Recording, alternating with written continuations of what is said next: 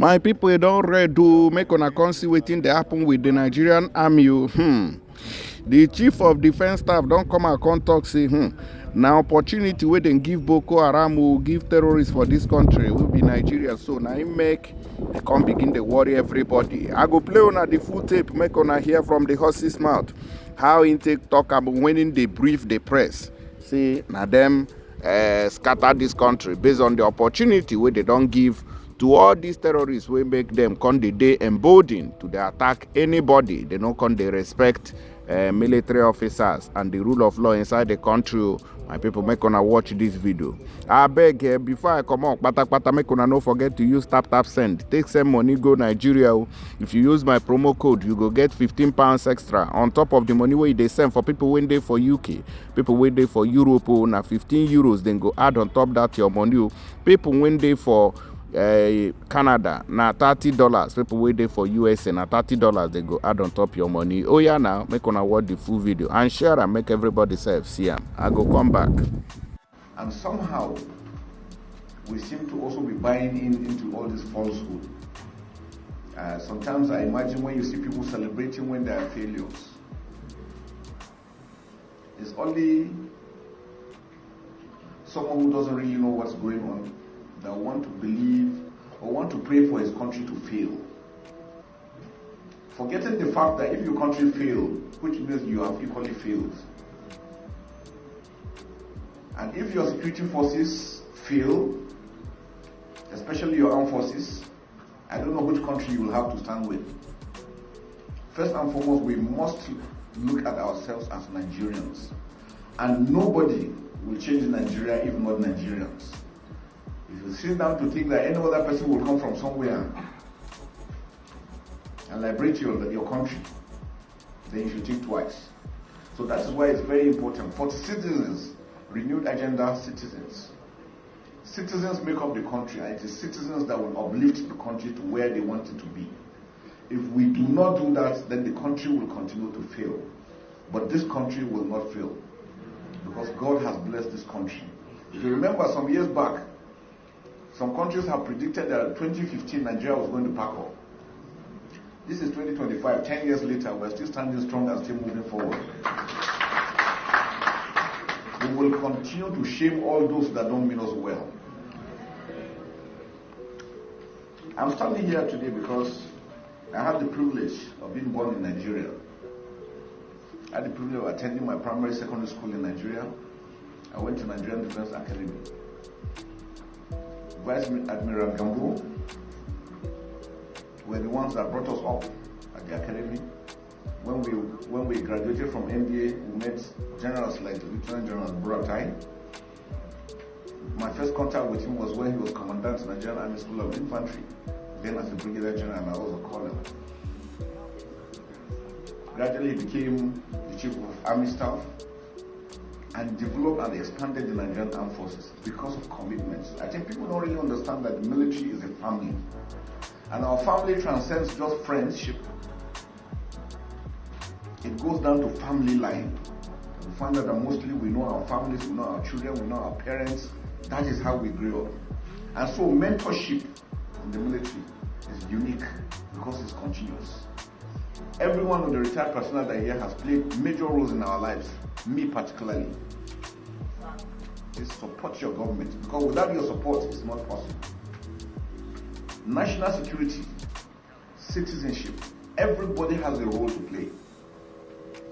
It is when we come together to uphold this that this country will thrive, not allowing the enemy to break into gaps between us. Bøkø Hàràm started because we protected them. They started as a small group, and if it had been nipped in the bud, we probably wouldn't have gotten to where we are today. The Lakrawas came in, we brought them in, and we said they are our friends and their families until they started attacking us. The message here is, when you grow a monster, it grows beyond you and wants to take more from you. So we must learn to say no to monsters. Any evil one that means by planning any evil against this country must never ever be supported, because it is the silence of the majority that gives them that opportunity to grow to who they become. The people must be part of the solution. I always want to remind people that the citizens, that the terrorists survive within the communities. If we allow them, they will thrive. If we disallow them, they will never survive. First and Second World War are very clear. When citizens stood up against the enemy, they didn't give them food, they didn't give them fuel, because sometimes you sit down and think, 16 years we'll be fighting Bøkø Hàràm, how have they been surviving? Who has been funding them? These are questions we should ask ourselves. Where are they getting the fuel they're getting? They're getting from us. We have commercial drivers that will go and take full tank, go out, go and siphon fuel and give them. Sometimes they have pre-arranged locations. They siphon fuel in jerrycans, dig holes and drop it and phone them and tell them where they fuel. These are the people that keep them going. So why are we doing this to ourselves? What is the motive? Are you going to be happy if your country fails? You want to be a refugee or an IDP somewhere else? Those are questions we must be able to ask and answer. This is why forums such as this are invaluable. They provide a platform for citizens to receive first-hand information from government and security practitioners. Such transparent engagement not only build trust but also counter the void often filled with misinformation, disinformation, and propaganda. At the time when sentiment and perception shape reality, it is vital that we dominate the narrative with facts, clarity, and sincerity. Citizens must hear directly from their leaders, not through distorted third-party sources. Like I said, not many people are happy that Nigeria is still standing strong today. And we seem not to realize that. A lot of people wish us bad, wish that we have disintegrated for their own selfish interests, and we must not allow that.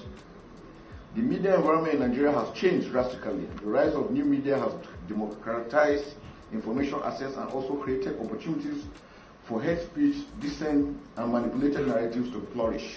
Social media. If you notice, most of the videos that are being peddled are videos of old or maybe some other countries, and they make it look as if it is true or it is recent. And sometimes we carry the hook, line, and sinker. And the next thing is everybody is insulting, attacking the government or attacking the security forces. Gentlemen, they need your support. Men work on support from the citizens because that is where they get their morale from. If the morale of your troops fails, they will never be able to do their work.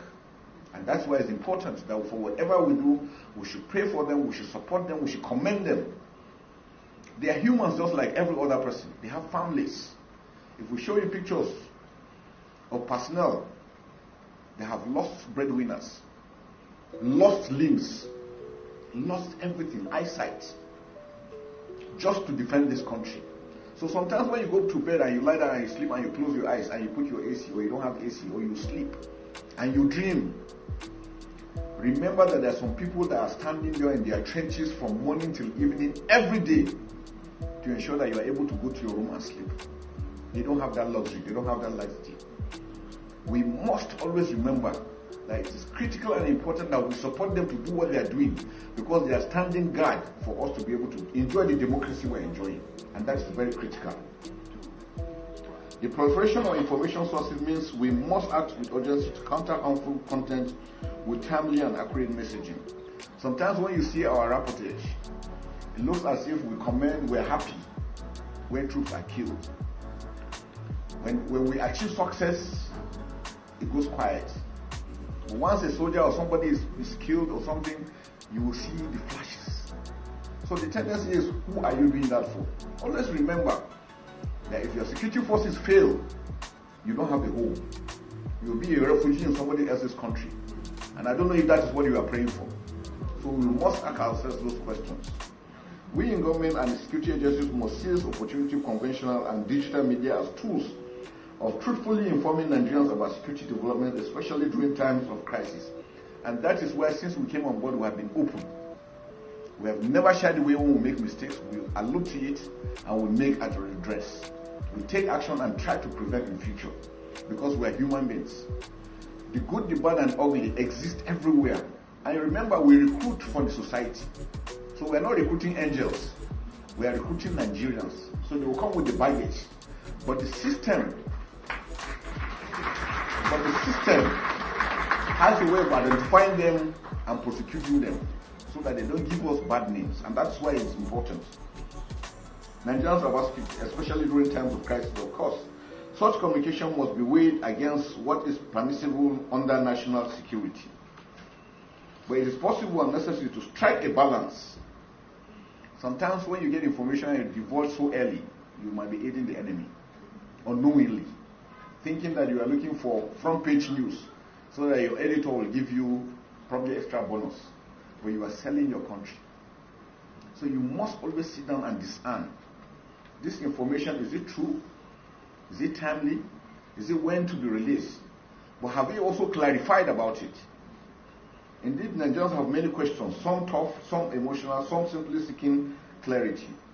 These questions reflect their concern, curiosity, and deep interest in the progress of our nation. That in itself is a strength we must harness. I therefore congratulate the esteemed panelists who will speak today. You have a challenging task ahead of you, but I'm confident that you possess the expertise, wisdom, and courage to engage sincerely. Security remains the most talked about topic across households and media platforms, which makes the expectation from this gathering very high. Now the question we ask ourselves, how did we get to where we are? We remember some years back, even as junior officers, when we want to travel, we travel at night because we have nothing to be afraid of. How did we allow ourselves to get to where we are? It's a collective responsibility. It's not a matter of pointing fingers at any other person. We all went to sleep when things started falling until where we are today. So if we want it to stop, then we have to walk back to how it's supposed to be. I look at the aspect of looking at Nigerians. Firstly, we must learn to love one another. We must learn to love our country. It's only in Nigeria, sometimes you hear when something happens, Nigeria is bad, Nigeria is terrible, we're this, we're that. Go to other countries and see what happens. Where everybody protects his sovereignty, we to go ahead. So these are aspects that we should look at. I look at the aspect of good governance, which is critical. Dividends of democracy, local government autonomy. These are aspects that will help in securing our country. Because if you have a state with 20 local governments and you have 20 local government chairmen working, insecurity is localized. They would individually be able to deal with the security situation within their local government before it comes to the collective as a state. These are aspects that we have to look at. Do we have a comprehensive database as Nigerians? We need a census that will capture every Nigerian in the world, not only in Nigeria. If you go abroad and you do the crime, you will easily be caught. Why? There's a database to fall back on. If they get your picture or your fingerprint on your signature or anything about you, you could be traced. That makes it a lot easier. Do we have that now? Border management is very critical. I've had countries, because of the level of insecurity they had to fence their borders. I know sometimes when you mention, people say, no, it's impossible. Pakistan fenced 1,350 kilometer border with Afghanistan. That was the only time they had peace. Saudi Arabia and Iraq, 1,400 kilometers fenced completely. Can we start thinking of fencing our borders? We have 1,500 kilometers with Niger Republic, 1,900 kilometers with Cameroon. Chad is there. All over us, surrounded by Francophone countries, and the Sahel is heating up. Gentlemen, if we don't do anything, when the Sahel falls, it is Nigeria that everybody is interested in. Because they believe Nigeria is huge, Nigeria is big, Nigeria is rich. And that is what we should start thinking about. How do we secure fully and take control of our borders? It is critical for our survival. It is critical for our sovereignty. We must not shy away from these things. It might be expensive. It will be a penny wise, pound foolish if we don't. We must stand up to be counted together as Nigeria for Nigeria. As I conclude, let me once again commend the Director General and the CEO of Voice of Nigeria for the foresight to actualize the important and timely initiative.